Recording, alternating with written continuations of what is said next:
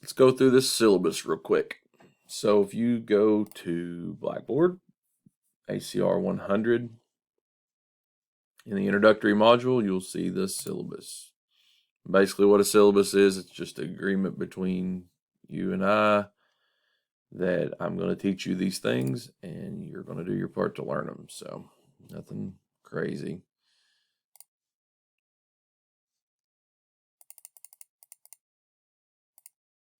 Okay, so once you pull it up, you'll see the information on the course. This is ACR 100, section CO8Z, course number 5.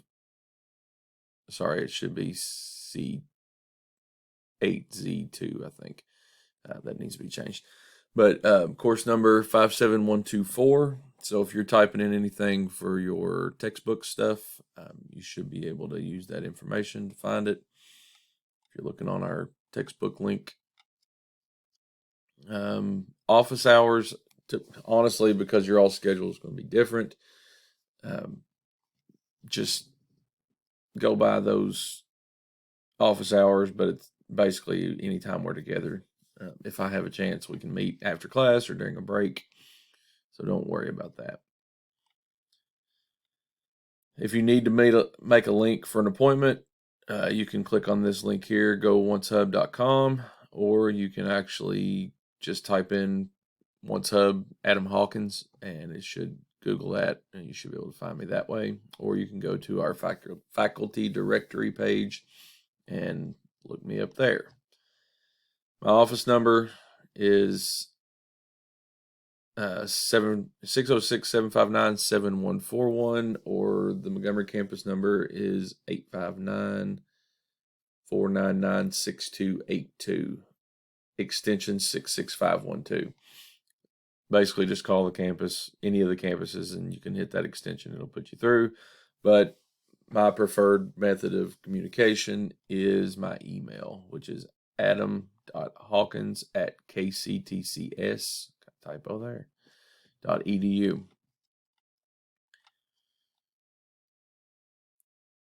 All right, so this just goes through some of the basic stuff. I'm not going to read every bit of this. You can look through it. But this class is going to introduce refrigerant piping, fundamentals of refrigeration, environmental issues, so on and so forth. So it shows you some of the things we're going to talk about.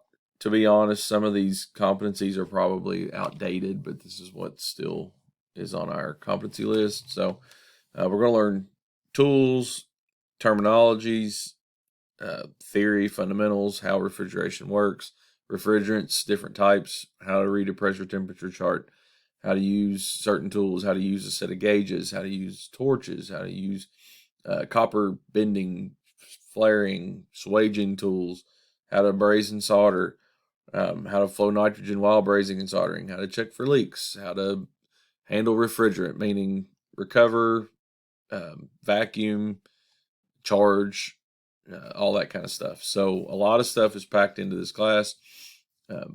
It's a pretty neat class, but yeah, you kind of got to stay with it because it just sort of builds on itself.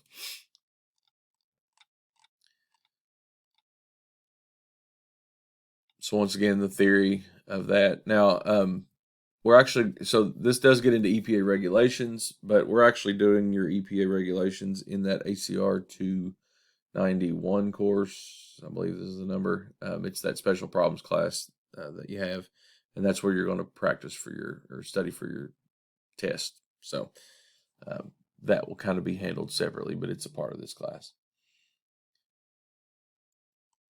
All right, just some school stuff there.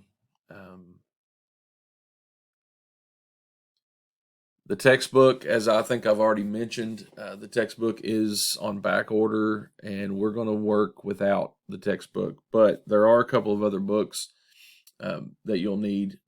They're at the bookstore. It's a small workbook.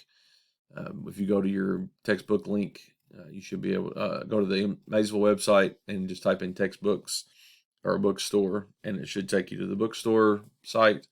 Once you're there, you can type in your course number, which was back at the top, and it should give you the course or the course textbook list.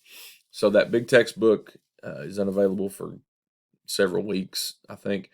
So we're going to have to do something a little different there, but we don't really work out of it a lot anyway, so we should be fine, no problem. But that little bundle of paperback books, you'd want to get those. They're really good. It's actually something I think you'll want to keep and work out of in the field. Grading policy is pretty much standard. 90 to 100 is an A, 80 to 89 is a B, so on and so forth. Good attendance is a must because of the nature of this class. It's an 8-week class, so you're going to need to go through and make sure that your days that you're supposed to be on campus are clear, because if you miss a day, you miss essentially a week of classwork. You're missing several hours, and it's hard to make that up. So that's for your lab portion. Now, obviously, this class is taught online, so attendance is different, but participation is mandatory. So you have to be keeping up with where your labs are. You need to be ahead of class so that when you come into class, you kind of already know what the next module is going to cover. There's no penalty for working ahead. If you can work through this class and you can get through it a little bit quicker, have at it. Another error I found in this that I didn't correct, but is the withdrawal policy. So the withdrawal, if something were to come up that you couldn't complete your class, maybe your work schedule changes, or your situation changes to where you just can't come to class anymore, don't just stop coming. Communicate with me. We can figure out what your best option is. Something may be able to be done remotely, but if it's absolutely necessary that you withdraw, you need to do an official withdrawal. Don't just stop coming, because if you stop coming, you'll get an F, and that counts against your GPA. If you withdraw, that gives you a W, and it does not count against your GPA. Now, it's not a good practice just to withdraw from everything, because that does affect some other stuff in the long term if you do that a lot, but it's better than failing a class. So don't just quit coming, and don't fail a class. So this gives you a little information on how to withdraw if you need to, but I always recommend that you talk to me first.